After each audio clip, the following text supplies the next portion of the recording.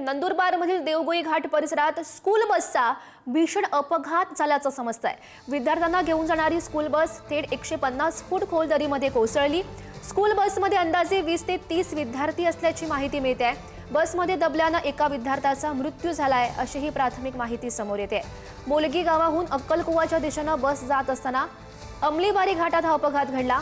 जखमींना तातडीनं अक्कलकुवा ग्रामीण रुग्णालयामध्ये दाखल केलं गेलंय। दृश्य सुद्धा आपण बघू शकतो आणि याच दुर्घटनेविषयी अधिकची माहिती जाणून घेऊयात। आमचे प्रतिनिधी आफ्ताब खान सध्या आपल्यासोबत आहेत। आफ्ताब, काय सध्याची परिस्थिती आहे तिथली?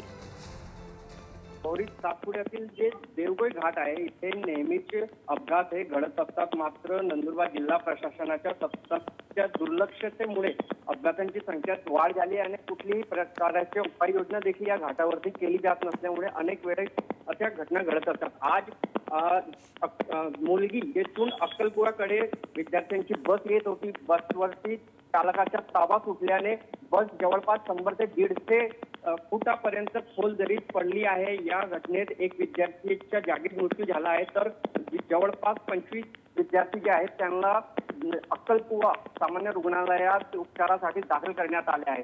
तसेच मागील महिन्यात देखील याच घाटावरती मोठा भीषण असा अपघात झाला होता। जवळपास 8 तरुणांच्या त्या अपघातात मृत्यू झाला होता आणि त्यानंतर देखील प्रशासनाला जाग आली नसल्यामुळे आज परत हा दुर्दैवी अपघात असा घडला आहे। गौरी, नक्कीच आफ्ताब, धन्यवाद दिलेल्या सविस्तर माहितीसाठी।